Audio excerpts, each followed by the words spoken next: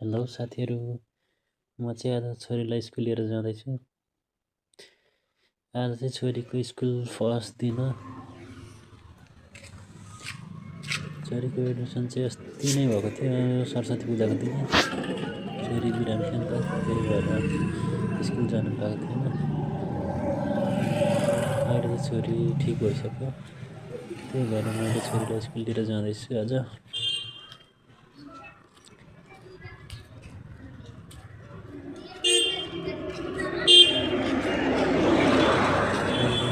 खुसी स्कुल जाँदैछ आज, पुरा एक्साइटेडमा। अस्तिदेखि स्कुल जान्छु बिहान भोकले जान पाएको थिएन, आज फाइनली मैले लिएर जाँदैछु।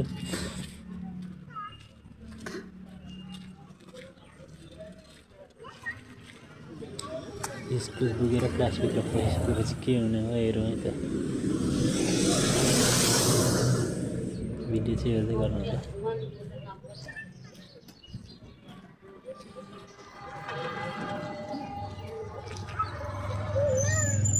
स्कुल पनि नजिकै हो,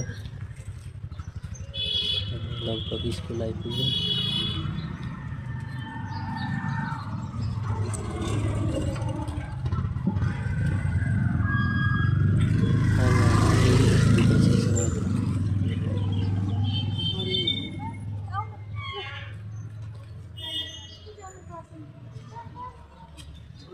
छोरी एकदमै एक्साइटेड कुदेर